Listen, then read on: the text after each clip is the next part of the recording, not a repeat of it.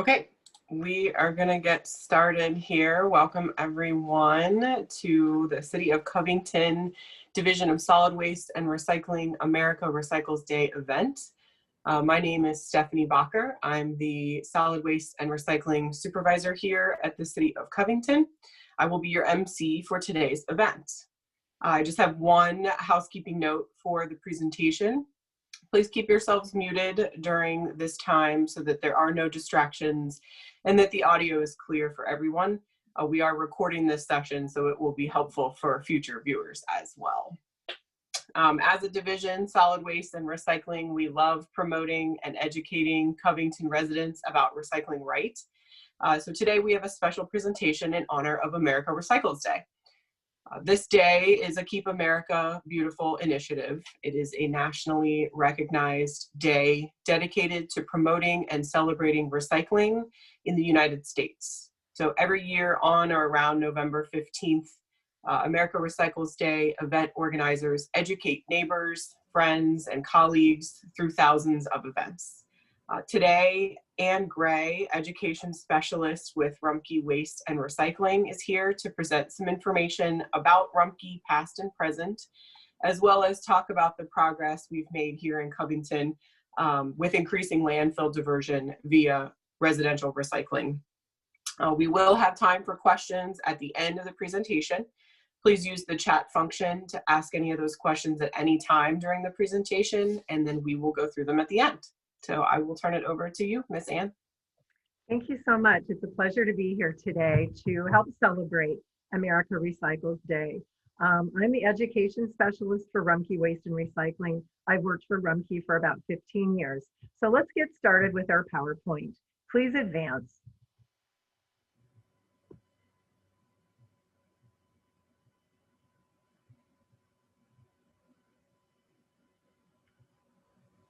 We're going to talk a little bit about waste and recycling through the years at Rumpke. We're going to hone in on recycling, some future endeavors, and just information that encourages us to reduce, reuse, and recycle. Advance, please. Thought I would give you a little bit of a history lesson about the Rumpke Company. First of all, the company was founded in 1932 in Cincinnati in the neighborhood of Carthage. And this was when William Rumpke had a coal and junkyard business. So he would go around and sell this coal to people's homes and businesses for heat. If you think back on your American history, this was during the time of the Great Depression. So a lot of times people didn't have money to pay him for this coal, so they started bartering with him. They might give him chickens, or they might give him green beans or tomatoes from the garden, or eggs. One day in particular, he acquired 6 hogs. And that became a very common method of paying him. So he had a little farm in Carthage, and his nephews, who were unemployed because of the Depression, would go around and collect the trash. And this was actually fed to the hogs. This was a very common practice back then because the garbage was mainly food scraps. There were no plastic bags or plastic water bottles or Lunchables. So it was a very efficient way of doing things. Well, not long after all of this began, they outgrew the little farm in Carthage and decided to relocate out in the country in Coleraine Township.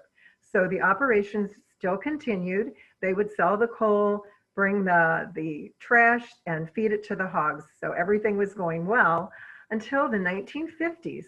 And that was when the Food and Drug Administration mandated that if you were going to be butchering these hogs and using it for food, you had to cook the garbage before you could feed it to them.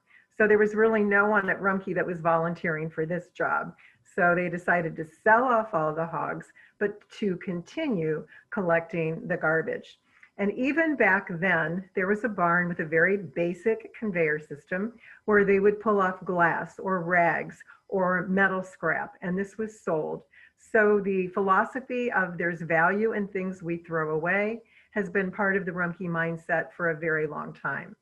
Now, the Rumpkes were very lucky that they relocated to this specific site, which was in Coleraine Township, because that area is just perfect geologically for a landfill. There is plenty of clay there, which we use in the construction of a landfill, and also shale, and there's no aquifer. So all of those factors fit together to make that site just ideal for a landfill. Rumpke is still family owned and operated by the Rumpke family. There are over 75 Rumpke family members that work for the company today. And we're in the fourth generation as far as Rumpke family members assuming managerial positions. So that's pretty exciting. I don't see any end in sight with that. And we have over 3,000 employees.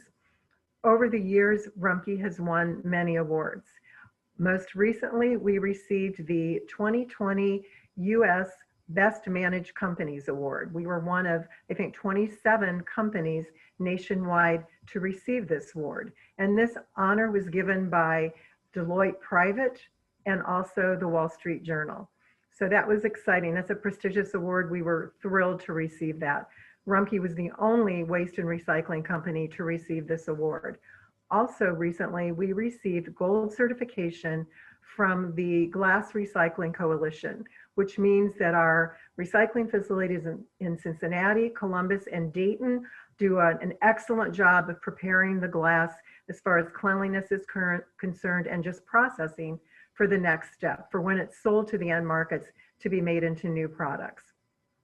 So all of those things are good news for us. Advance, please.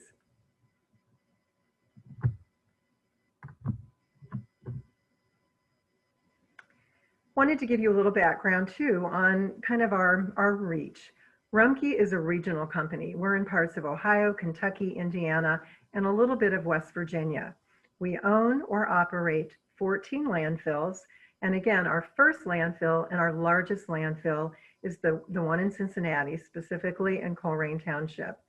11 recycling facilities, and that includes our glass processing facility in Dayton, Ohio, which is very unique. I think Rumpke is one of just maybe 2 waste and recycling companies nationwide with a facility like that. And it's a very good fit for us, and I'll talk a little bit more about that a little bit later. Advance, please.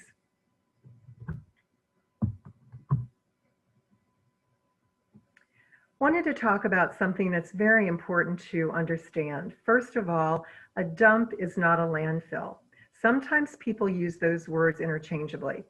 Dump used to be a place on the edge of town where people would just take things and throw them away. There was no oversight of that. It was a dangerous place. It was a hazardous place. Landfills are totally different because there's so much oversight with a landfill.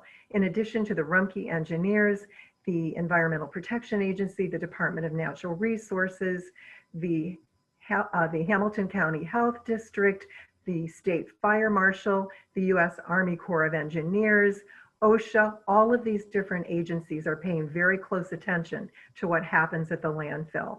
And regulatory compliance is important for us at Rumpke. We know that our credibility depends on us following all the regulations that we need to make sure that our landfill is safe. So one thing that we have to do, that we're mandated to do, is create a liner system. And I'll talk a little bit more about that. We don't just excavate or blast and then throw the trash into the big hole. There's a lot more to it. So I'll talk a little bit more about that. We test groundwater. We have over 30 groundwater wells that are tested twice a year. Stormwater is tested. Air quality, very important. The Southwest Ohio Agency of Air Quality pays close attention to what goes on at the landfill. Also, I just wanted to define the word leachate. That means any water or liquid that touches the trash is called leachate.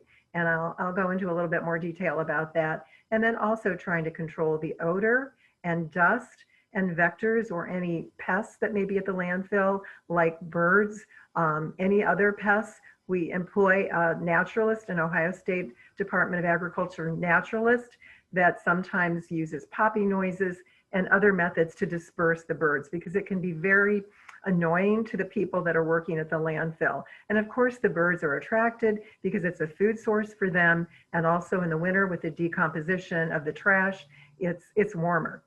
And then we have a lot of different methods to control litter. We know that some of the plastic bags, the grocery bags, paper, cardboard can blow. So we have litter patrol. We have people that are employed to circulate around the property and collect that. We also have litter fencing. So anything that we can do to certainly alleviate that. Rumpke has a mantra: we want to be invisible at the property line. And we have many different things that we do to achieve that. We have a street cleaner that goes out onto Colerain Avenue as far as 275 to make sure that's clean and there's no debris that's dropped by the trucks. We have a truck wash. We have a wheel wash that cleans the wheels and the underbody of the truck before it leaves. So all of these different factors work together to make sure that we're doing a good job and that we're being a good neighbor. Advance, please. Wanted to talk about the liner system because it is so important. First of all, when we excavate, we create what we call a cell. The cell that we're using now took 4 years to construct. It's 14 acres. It was dug 150 feet deep. So after all of that excavating is completed, then we put in 3 feet of recompacted clay, very, very tightly compacted. It would take drops of water hundreds of years to penetrate through that clay. Next is a plastic liner that comes to us almost like rolls of carpeting. So we roll that out almost like a bathtub effect over the clay. And when we piece pieces together, we use a piece of equipment called a mouse, and those seams are double and triple checked. The next is the geocomposite or a cushiony layer. Kind of reminds me a little bit of felt, but it's kind of a felt sandwich where there's some drainage options kind of in between two pieces of that felt. It's rough and it is cushiony, and it also helps with drainage. Next is a layer of sand or pea gravel, again, specifically for drainage. And then the last layer is the fluff layer. And what that means is garbage from homes, residential garbage that would be tipped there by trucks that are rear load trucks. So once all of those liners are in place, then we can put in the garbage. So again, the entire area is called the cell, C-E-L-L, but the area where the trash is going on a specific day is called the working phase. So say on a Monday, if your trash is picked up, it will go to the landfill and it'll go to the specific area of the landfill, the cell that's called the working phase. So that's just a little bit. And then when we're finished with the cell, those liners are repeated, or those layers are repeated before we close it up. And just so you know, once the landfill we're done using that, we have to monitor it for at least 30 years. And we know if things continue the way they are, as far as the amount of trash that comes in and recycling, the landfill in Colerain Township will last for about 25 to 30 more years. Advance, please. This is just to reemphasize the testing that goes on. Again, the groundwater monitoring wells. That's tested twice a year by a third party. Those samples of water are then sent to the EPA for testing. So that's really important. It keeps everybody looking at that water, checking that water, testing that water to make sure everything is just the way it should be. Advance, please. Next, the stormwater monitoring, and that basically means any rain that runs off the landfill will go into one of our sediment ponds. And the water from those sediment ponds is also tested at least once a week, again by a third party. Those samples will go to the EPA. We do use that rainwater in tanker trucks that drive around the landfill and spray water to alleviate dust. So again, a lot of oversight. And I think that's one thing to really remember. There's a lot of oversight. Please advance. One thing that I wanted to make sure that everyone understood is that there is no one at the landfill retrieving recyclable material. Sometimes people think that. And you have to think about your home or your business. And there would be one truck going to your home or business collecting the trash. That truck would go to the landfill. There would be another truck, a different truck, coming to pick up the recycling. That would go to our recycling facility. Two different trucks going to different places. So again, there's no one at the landfill retrieving, say, maybe cardboard or paper or aluminum cans that end up at the landfill. First of all, it would be dangerous for our employees to do that. There are monstrous pieces of equipment at the landfill. One of them called a steel wheel compactor. Each wheel on that piece of equipment weighs 7,000 pounds, and there are great big spikes on those wheels. And we drive over and over and over and over that trash to compact it down as much as possible. That helps to extend the life of a landfill, but it also makes the area a little bit smoother. I don't know that I can really say smoother, but a little bit more level, I guess would be a better word for when the trucks are coming to tip their load. So it's a safety precaution, and it's also just another way of trying to increase the lifespan of the landfill. So again, it would not be safe for employees to try to retrieve recyclable material that for whatever reason ends up at the landfill. Also, the companies that purchase recyclable material from Rumpke are not interested in any kind of material that's coated with garbage. We have to pay very close attention to contamination. We want to minimize contamination. So that would just not work. So we have to be personally responsible. We have to make that decision when we are getting ready to throw something away, to think very carefully about, does this really go in the trash, or is it something that can be recycled? So let's move forward. Advance, please, and we'll talk about what can be recycled. First, a little bit of a history lesson about recycling at Rumpke. Rumpke purchased the first recycling facility in 1989, and that was in Circleville, Ohio. Circleville is near Columbus. We opened our recycling facility in Cincinnati, officially at St. Bernard, in 1991. And I just wanted to mention, I don't know if people remember this or even knew it at the time, but we had a devastating fire at that location April 10th, 2012. Thankfully, no one was hurt. That was the most important thing. But the building and all of the equipment, pretty much all of that was destroyed. So at that time, the Rumpke family had a decision to make, whether to come back to St. Bernard, whether to come back in a similar fashion, or to come back bigger and better. And they decided to come back bigger and better. The recycling facility was a $32 million investment.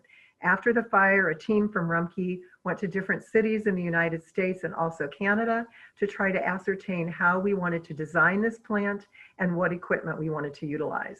So a lot of thought went into this plan, and it's very effective and very efficient. We're proud of it. It's state of the art. And again, we have 11 recycling facilities, including our glass processing facility in Dayton. And annually, Rumpke recycles 1 billion pounds of material. So we definitely say we're Ohio's recycling leader, but we feel that we're the region's recycling leader as well. Just to back up a little bit and just mention one other thing about the Dayton glass processing plant. It's such a good fit for us because the end markets, the companies that we're selling this glass to, are located in Ohio and one in Indiana. So this material does not have to be transported very far. So it's a really good fit for us. The material is being made into fiberglass, insulation, or it's being made into glass bottles and jars again. Advance, please. Now we're going to just take a look at the different categories of materials that are acceptable for recycling. And I think you should understand what factors are taken into account when we put something on our acceptable items list. First of all, we have to have an end user. We have to have someone that wants to buy that material from Rumpke to make something new. We don't create or make anything at Rumpke. That's not our role. We're a hauler, and we separate that recyclable material. So again, we have to have an end market. Secondly, we have to have the quantity and quality that these companies are demanding from us. Quantity is not an issue. We have a lot of material coming into all of our recycling facilities. But again, quality refers to contamination. For example, the companies that purchase cardboard from Rumpke are not interested in those bales coming to their company with plastic bags included in the bale, or aluminum cans, or food waste, or anything but cardboard.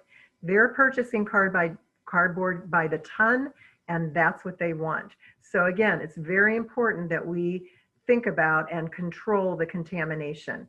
We have certain percentages of contamination that were permitted for each category of material. It's not much. And so again, always working to minimize that. So let's just talk about these, and we'll go through each one. We've got the paper, cardboard, cartons, aluminum cans, steel cans, tin cans, bottles and jugs, and glass bottles and jars. So let's dive into each one of these a little bit more thoroughly. Advance, please. All right, I can tell you that we get more questions about plastic than any other type of material at Rumpke. So this is what I want to convey to you about what plastics are acceptable. First of all, we want you to disregard the symbol on the bottom of the plastic container. The triangle made out of the arrows with the number in the center. That's very deceptive. That symbol is really just deceptive because it doesn't necessarily mean that that container can be recycled or that it can be recycled everywhere. So instead, we want you to take a look at the shape of the container. If the top of the container is narrower than the base, we can accept it. In other words, we want bottles and jugs, okay?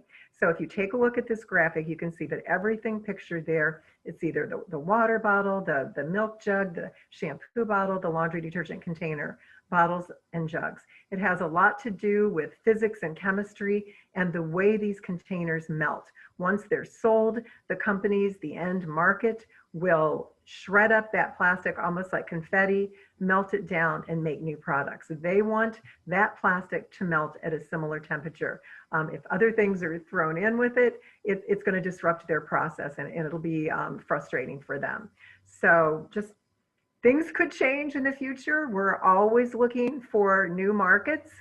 So be alert to that. But right now, we accept the plastic that we want, bottles and jugs. And if you look at this graphic too, you can see that lids are acceptable for recycling, but we want them to remain on the container.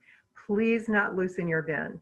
There's a place in the plant where we intentionally break all the glass that comes in, and it falls below in the plant to the lower level for further processing. If those plastic lids were loose in your bin, they would probably fall below at that point and intermingle with that broken glass. And that would be an issue for my colleagues in Dayton, trying to remove all of those plastic lids from that broken glass, because the companies that are purchasing glass from Rumpke are not interested in plastic. So lids remain on the plastic bottles and jugs for recycling. Advance, please. Next, you can see the metal cans that we get, the soup can, pop can, even an aerosol can. And I want to talk a little bit about the aerosol can. First of all, as you can imagine, we're pretty gun shy at Rumpke about fire. So this is what we say concerning the aerosol cans. We want you to make sure that they're totally empty. And then, and this has nothing to do with the flammability, but remove the plastic tip and the plastic lid and throw that in the trash. And then put the completely empty aerosol can in your recycling bin.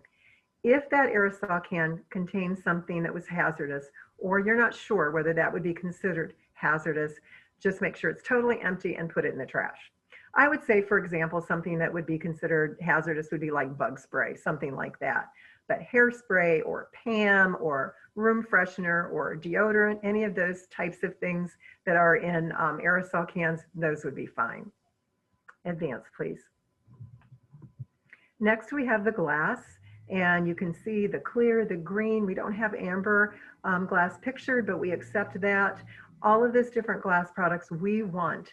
Companies are looking for more glass. My colleagues, a lot of times, are pounding the pavements, going to restaurants and bars, trying to encourage the owners to recycle that glass because we have those markets.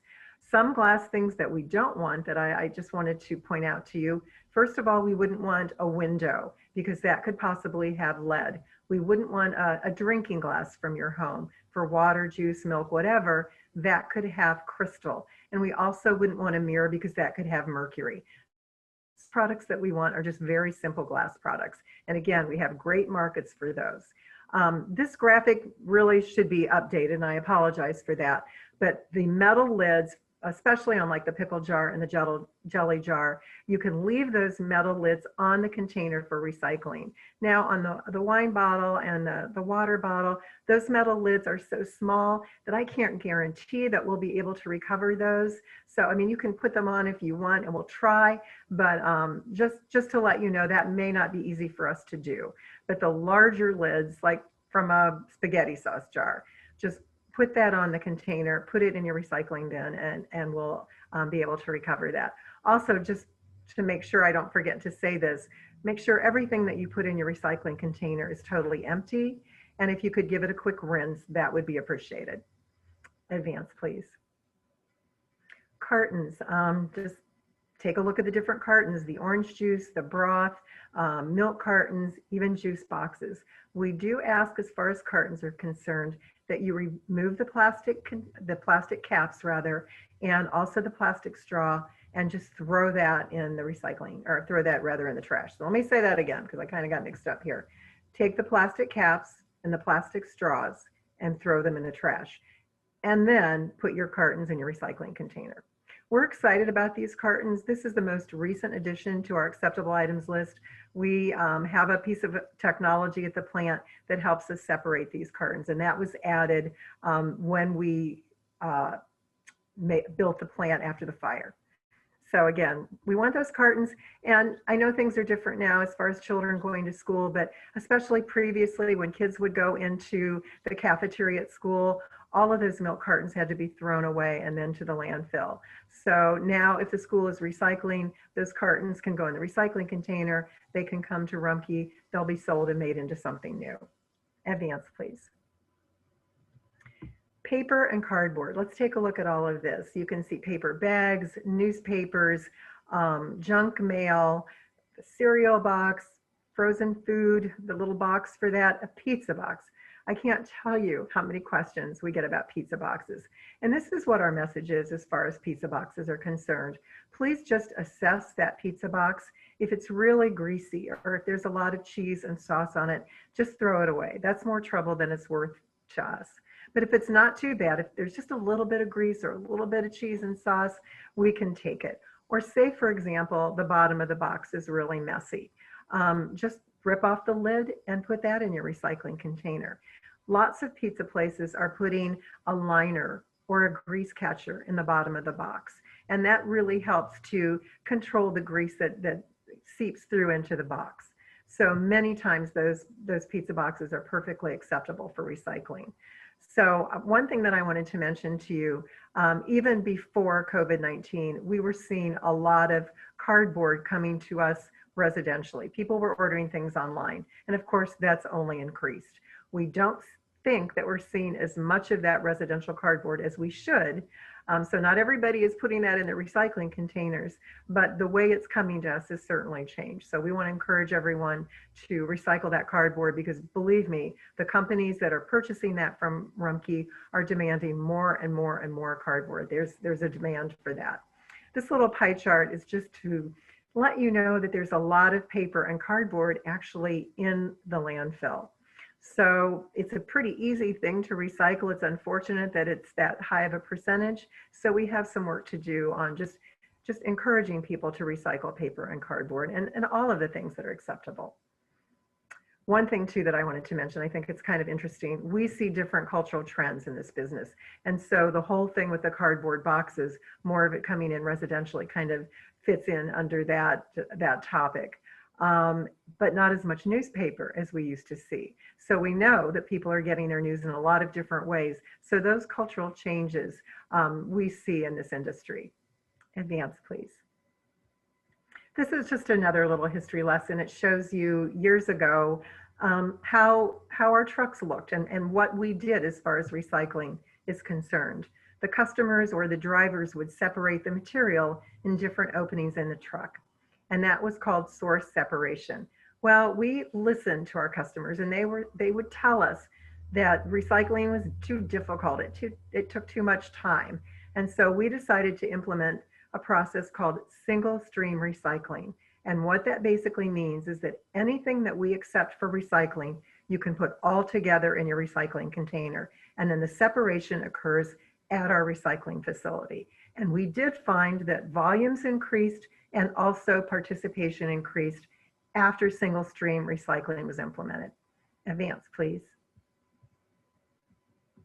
And this is just a kind of a reiteration of that. It's just showing you a recycling bin. You may have a bin or you may have a cart, probably have a cart, and all of those different materials that we accept can go all together. Again, because that separation will occur at Rumpke Recycling. Advance, please. So I've been referring to it as Rumpke Recycling. The facility is actually called a Material Recovery Facility, or a MRF. That's how we refer to it, a Material Recovery Facility. And I wanted to just show you these photos and just emphasize that the technology at that facility is very state-of-the-art. The company that we purchased the equipment from is called MachineX. It's a French-Canadian company. And in fact, a lot of times when they're trying to sell this system to other recycling companies, they'll bring them to our facility to take a look at it because it does such a good job. So you can see where it says advanced machines and technology. The broken glass ends up outside in a trommel and then like a big container. Trucks pull up, they're loaded up with that broken glass, and then off they go to Dayton. You can see in the middle where it says infrared light, magnets and conveyor. The optical scanners are the most sophisticated pieces of equipment that we have. So infrared lights shine down on the material and they're programmed. We have 6 optical scanners and each of them is programmed to identify something else. There are actually 3 for paper, but 1 for water bottles and 2-liter pop bottles, 1 for milk jugs and laundry detergent containers, and 1 for cartons. So they do an amazing job. And again, very sophisticated. 6 of them, each one of those optical scanners is $1 million. So very expensive technology, but very effective technology. And then sorts recyclables by type. That's our mission. We're separating this material and we're baling it. So then with a forklift, it can be loaded up onto a rail car or a tractor trailer truck and off it goes. It's transported to the companies that are going to make new things. Advance, please. This just gives you a visual. These are aluminum can bales. And an aluminum can bale is usually about 850 to 900 pounds. A bale of cardboard or mixed paper is about 1 ton. So, and you can see if you look very closely, there's like wire. That's what happens in the baler. It shoots wire around these bales to secure them. Advance, please.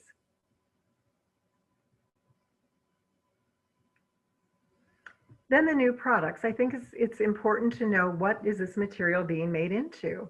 And cardboard is made back into cardboard. Mixed paper could be made into paperboard, which would be like a Cheerios box. Newspaper into newspaper or paperboard. Aluminum cans right back into aluminum again. And that process is very fast. It only takes about 60 days. Plastic bottles, like a jug, milk jug, would be made into irrigation pipe. A plastic water bottle, perhaps strapping tape. Steel cans made into new steel products. Maybe something as simple as a nail or nails, something as complex as auto parts or appliances. And the cartons can be made into tissues. Advance, please. These are some things, and it's just a small representation of some things that we get that are not acceptable. You can see the propane tank, VHS tapes, we've been getting a lot of those. I think people are just trying to get rid of them. Those cases will break open and the tape unwinds and wraps around our equipment. A garden hose, again, would wrap around the equipment. Coat hangers, either plastic or metal, and plastic grocery bags. Please, no grocery bags in the recycling container. Sometimes people are trying to be neat and tidy and they'll put recyclable material in that bag. And then that causes our employees, they have to rip open that bag to get the material out. It's extra time for them, which they really don't have. The conveyor belts are moving very quickly, and then those bags are flying all over the place and getting caught in the equipment. So please just take those grocery bags back to the grocery store if it's possible. I know with COVID, some of them are not accepting them, or just use it as a little trash bag and it would go to the landfill. Advance, please. And we know that there are so many benefits to recycling. It reduces trash. As I've mentioned, it saves space in the landfill, saves limited resources. It can create jobs. There are more jobs created when you recycle something than when it goes to the landfill. It can prevent littering. So there's so many benefits with recycling. Now, we've talked a lot about recycling. We've talked about what we accept and the technology and a little bit of the history of Rumpke, but I thought it would be a good idea if we brought it a little bit closer to home, to the city of Covington. So at this time, I would like to introduce Stephanie Bacher, who is going to give you some data. She is the solid waste and recycling supervisor, and this data will be specific to the city of Covington. Advance, please. And let advance, please, on the slides. Thank you so much. So thank you, Anne, for all that amazing information, and we'll hear a little bit more from her going forward, but we want to just walk through a couple slides here with some data from Covington residents specifically. So in the first slide here, you will see our neighborhood comparison, just each neighborhood's participation here on this slide. There's one point I want to make here. At the very top, you'll see FY 2021. Don't let that confuse you. That just refers to our fiscal year 2021 that starts July 1. So we update this information. We get this from Rumpke quarterly, and we do update it regularly. So do keep an eye on your neighborhood here and see what you're doing in comparison to your other neighbors in Covington. For example, we are looking at the first line item there is our neighborhood of Austinburg, and that is participation. So 42% about 41.99% of folks are participating. So we'll round that up to 42% of our residents in Austinburg are participating, compared to the second line item there of Botany Hills, which is about 50% of residents of Botany Hills participating in our recycling program there. At the bottom of the slide and at the bottom of all these slides, you'll see you have access to this information at data.covingtonky.gov. Again, we do update it regularly, so keep an eye out for that newest information. Advance, please. This slide is going to show us comparison year over year.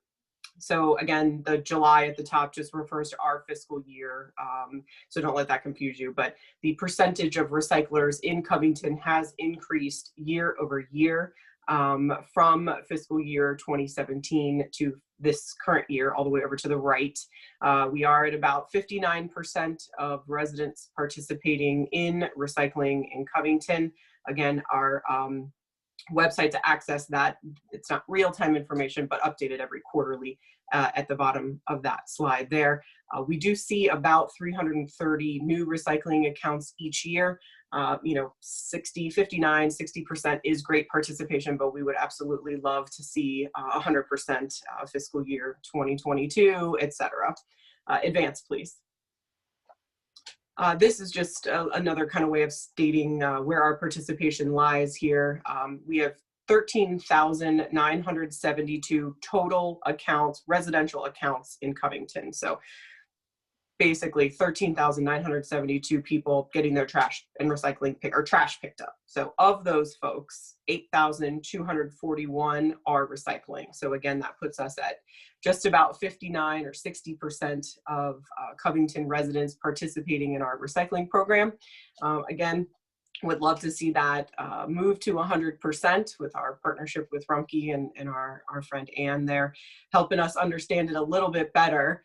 If you're not participating in our recycling program and you're a resident of Covington, you are able to call today. You can contact Rumpke. Their phone number will be listed on the last slide, and you can request a recycling cart for your residents. I think that's all I got, Ann. I'm going to throw it back to you. I'll advance, please, to the next slide as well. Thank you. Thank you, Stephanie. I think that's good to hear what's happening right in your own community, and I applaud you because you're moving forward with that, and I think that's always good. And just remember, and we know this at Rumpke, it's always a work in progress. So, take heart to that. And I'm sure that one of these days we'll have a presentation. We'll be able to say 100% of the people in Covington are recycling. So let's take a look at this slide. Just as kind of a combination of some information I wanted to impart to you. We do feel very confident at Rumpke that the technology that we have is, as I've said, very state-of-the-art, very efficient and effective. And if you are putting acceptable material in your recycling container, we can do that just beautifully. We can separate that material. It just works like a dream. And we also have markets. One thing that I wanted to emphasize, and I think in 2017, let's just talk about this, the China National Sword. This was when China said that they were not going to be purchasing mixed plastic and paper and cardboard from the rest of the world. And they had some very good reasons for doing this. We were selling paper and cardboard to them. We were not selling plastic. So this did cause some upheaval internationally in the recycling world because they were purchasing so much. But Rumpke kind of had maybe seen some of this coming, or we didn't want to put all of our eggs in one basket. I apologize for the cliche, but we had other markets available to us. And where we're located, we would say in the Midwest, we have a lot of markets in this part of the country. So the geography of where our where our company is located is a benefit for us. And to elaborate on that, we were getting lots of calls and emails from people that were seeing news stories.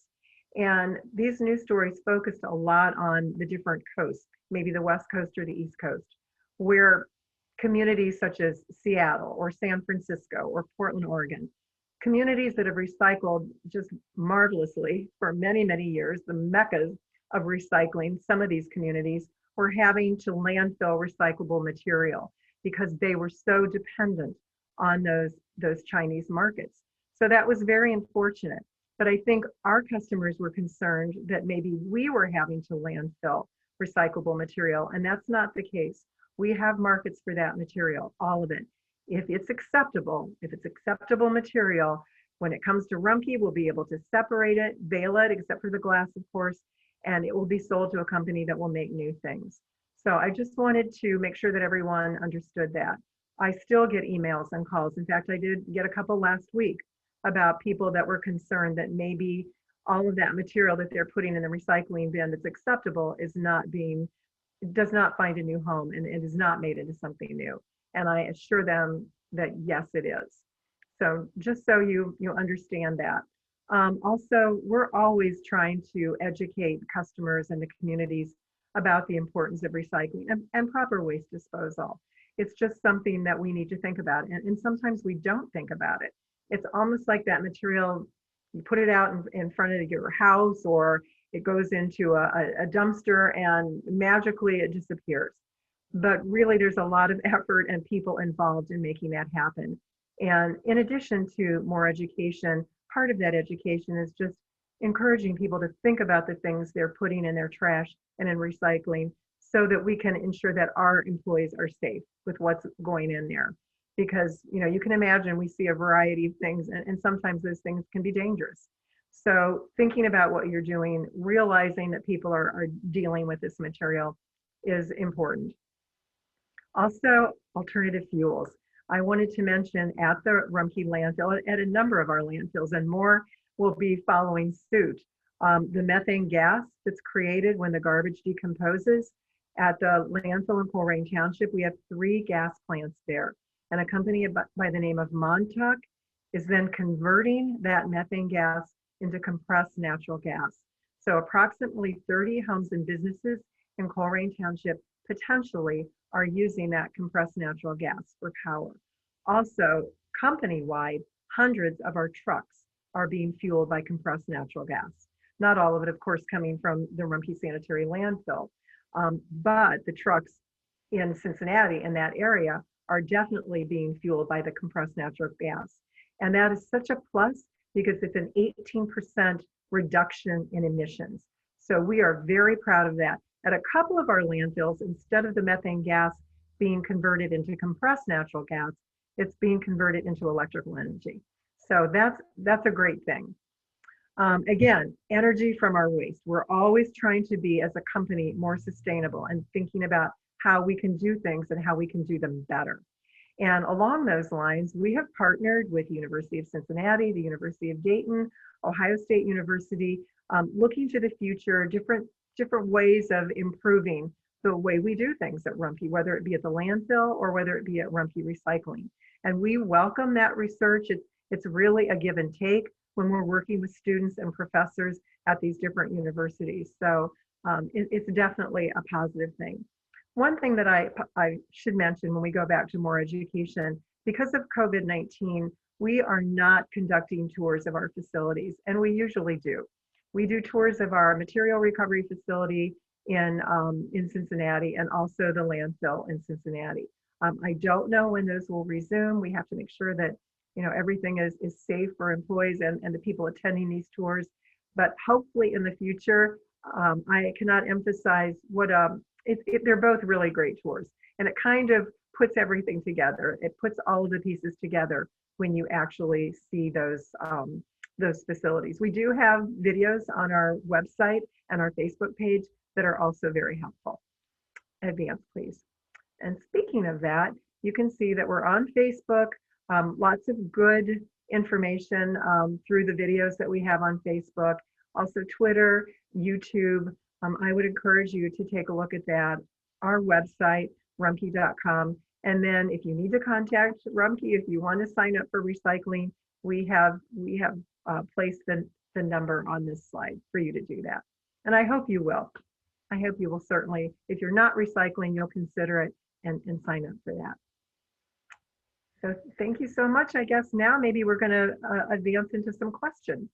Yeah, Miss Ann, thank you so much for this wonderful information. I will encourage our participants to type any questions into the chat box. Feel free to unmute yourself and ask a question as well. We will take questions. I think I might have one that came in via email here. Okay. This would be one for Ann. Any idea how our rates of recycling participation compare to other cities? I don't know if that's something we can. But. I think it might, and you know, that might be something to be totally accurate that I should look into. I think the rate that you're at right now, though, is a very good rate. And of course, again, this varies in different parts of the country. For example, on the East Coast in New Jersey, their fees at the landfill are going to be, you know, way more than what our fees are here in the Midwest, because we have so much more land available, and they might have more regulations and incentives in place than we do. So it does kind of vary around the country and with cities, but I think that 60% is I think you should be proud of that rate. There's certainly room for improvement, but I would say, you know, that's a good place to be moving forward from. Absolutely. Listen, if Ann gives us 2 thumbs up and an A+ for participation, we better take it and run with it. I also want to mention, just you mentioned location and your hauler and the cost to move things around, and just a reminder of how lucky we are that we have such a reliable and robust and conscientious hauler to work with for both recycling and trash, but recycling specific because it does get a little bit sticky and hairy sometimes. So let's see, I have another one. Are there other materials that we anticipate ever adding to the acceptable list, such as other plastics, is another question. That's something that we're always looking to the future, and hopefully it will be in the not too distant future where we will be able to accept other plastics. But when that happens, we will definitely be getting the word out in any way, shape, or form that we can, because we know people have been asking about that for years. I've been at Rumpke for 15 years, and I bet if I had a nickel for every time someone asked me about, you know, can this plastic be recycled, or what about more plastics? You know, I probably could take a really nice luxury vacation. But just stay tuned, because change may be coming. But again, we'll do everything that we can when that happens to inform people and make sure that we're very specific on what plastics can possibly be added to that list. Because one thing I want people to realize, sometimes I'll hear people say, well, Rumpke accepts all plastic. And we can't accept all plastics. I mean, you know, we see things at Rumpke like a child's little pool, you know, that in the summer you put in the backyard for your kids to play in. Or one day when I was taking a group of people through the plant on a tour, there was this great big plastic thing that was propped up against the conveyor belt. And I was like, what is that? And it was actually a panel from like a climbing wall from a rec center. Oh boy. So, I mean, we do get things like that. And I don't know if people are like, well, it's plastic, but, you know, we can't accept all plastics. But, you know, hopefully in the future, we'll be able to increase the list of acceptable plastic items. So in addition to having to pull those things off of the line, what other issues, you mentioned wrapping up into the machinery. Mm-hmm. Is there ever an instance where you have to go down at the recycling plant and it cuts into processing time? What kind of other things happen when people put stuff like climbing walls in their recycling carts. Yeah, I mean, it can be really crazy, some of the things that come in. And like I said, some of the things can be harmful. I mean, we've seen medical sharps, needles that people are possibly using at home for themselves or for pets. And it's not legal and to do that. You can't put that in a recycling container. If you want to do that, if you have medical sharps at home, this is what you should do, like a very sturdy container, like a laundry detergent container or a coffee can, and you put those sharps in that container, put the lid on, duct tape that lid very securely, and then on every side of that container with a Sharpie or a permanent marker, you write sharps, and it goes in the trash, not in the recycling. So I know that's legal for Ohio, Kentucky, Indiana. There's a little bit of a variation in West Virginia. There's something about adding a little bit of like peroxide or something, but that's nothing that we require. But never should any of those things go in the recycling container. So just things like that. I mean, it could even be like somebody's book bag comes down the line, and we want to make every effort to retrieve that. And if there's identification on it, to let that person know that, you know, we have found this, or a cell phone. I mean, you'd be amazed at some of the things that we end up finding. But again, one day it was like a huge ball bearing, and somebody might have thought, well, they take metal, but we don't take scrap metal. So, you know, the cookie sheets and pots and pans and air conditioning venting and those things, those should go to a specialized metal recycler. We're not equipped to deal with that at Rumpke. Very good advice. We definitely want to keep our Rumpke folks safe and on the line and processing as much recycling as possible. The next question, let's see. Is recycling, this is a good one. Is recycling a financial burden for Rumpke, or is there some sort of reimbursement by selling recycled materials? And do you foresee that changing either way? There is no reimbursement for, I mean, we're selling that material, I guess, but like no government reimbursement or anything like that. But we just feel very strongly about recycling. And you have to remember too, as I said, we own or operate 14 landfills. So we want to make sure that we keep that recyclable material out of those landfills, because then those landfills will last longer. Just to give you a little backstory on that, I started working at Rumpke in 2005. In 2006, we began the process of getting some land that Rumpke owned at the Rumpke Sanitary Landfill in Coleraine Township permitted for landfill to, you know, to be able to use that for trash. That process actually took from 2006 to 2017. So it's a long process. It's kind of arduous. It can be expensive. And I mean, definitely all the I's need to be dotted and the T's crossed. But for that reason, definitely we want to make sure that people are recycling the material that we accept so that it doesn't end up in the landfill. And then those landfills are going to last a lot longer. So it's a positive. There's just so many pluses with recycling. Absolutely. I love the mention of landfill diversion simply because of space allotment. I think a lot of folks put their garbage out and it gets picked up magically by our Rumpke crew, and they are able to forget about it. But it's important to remember that those items do take up space in our landfill, and fewer items in there will make that space last a little bit longer. So thanks for mentioning that. And then I have one more question here because we're about up on an hour. Okay. So our participant says, I have often heard that glossy paper, such as certain magazine covers or ads, should not be recycled. Is this true? No, we can accept glossy paper. Thank you. That's a very good question. You know, magazines and even the newspapers, we call them slicks. The slicks in the newspaper, you know, we can accept those, and maybe there'll be more of those this time of year with the holidays coming in, sales or whatnot. What we wouldn't want that would be a paper thing would be something that would be laminated or like photographs. So the rule of thumb, and I think it was on the slide, and I should have mentioned it, if you can rip that paper product or if you add water to it and it starts to disintegrate, we can accept it. That isn't a 100% foolproof, but for the most part it is. So yes, those slicks are perfectly acceptable. Very good question. Thank you. Excellent. Very good. I want to add to that also, really thin, teeny tiny stuff like paper receipts. Don't make it very far, right? No, and thank you, Stephanie. That's a good one too. Receipts are thermal bonded paper. And for years, I worked at Rumpke and did not realize that that was something, not that it would be a Right. huge issue, but I just didn't realize it was something that we didn't want. But people kept asking me about receipts, and I'm thinking, there must be more to this than what I realized. So I took, light bulb went off. So I talked to the plant manager and he said, no, we don't want that thermal bonded paper. And he did something funny. He like took out a nickel or something and scratched it on that receipt and it kind of went gray. And so that type of paper we don't want. I mean, again, that's not going to be it's not a huge issue for us, but Sure. you're asking. So I'm saying we don't Yes. want that kind of paper. Very good. Very good. And then I did get one more in here. Our clamshells recyclable?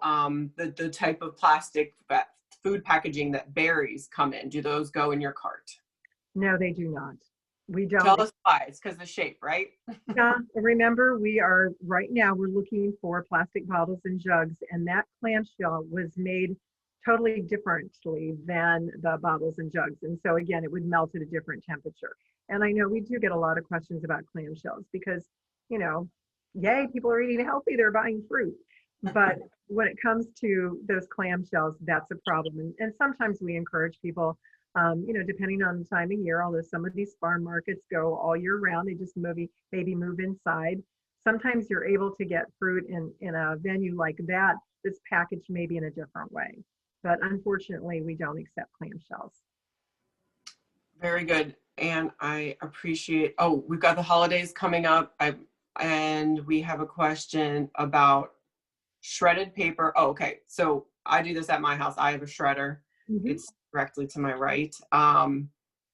I put my shredded paper in a paper grocery bag and then in my cart, but I think I know the answer for shredded paper, and then also if you will address holiday wrapping paper as well. Right. This is our preference for shredded paper, shredded documents. We ask, and this is the only exception to the plastic bag rule for recycling. We ask that you put that shredded paper in a plastic bag that's as clear or see-through as possible. And then when that bag comes down the line at the pre-sort area, our employees will be able to identify that. They'll pull off that plastic bag of shredded paper and it will be recycled. That's the only exception. I want to make sure people understand when I'm saying no plastic bags, of course, plastic bags are used in your garbage cans. When I'm saying no plastic bags, I'm referring to your recycling container. Gift wrap, and that's a good question and very timely. We ask that none of the foil wrap, that maybe shiny, you know what I'm talking about. If it's more of a paper based and not shiny wrapping paper, we can accept that. Awesome. Very good. Lots of, I don't know, holiday gift giving. We're going to order stuff in the mail this year. So those are very important topics. And then another nickel in your vacation foundation there for the clamshell question. Okay, last question. This is a little bit of a response to the landfill diversion topic from earlier. What are some of the big occupiers of landfill space that might be recycled or diverted one day?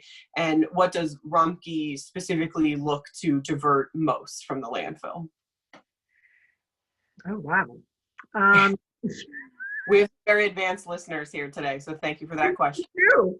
I mean, it's crazy. I mean, we see so many things. I mean, for example, like maybe a sofa comes to the landfill. And if the individual would have taken a close look at that sofa, of course, things are maybe a little bit different right now, but possibly that sofa or couch, whatever you want to call it, could have been donated or sold at a yard sale, or clothing. Get a lot of clothing at the landfill.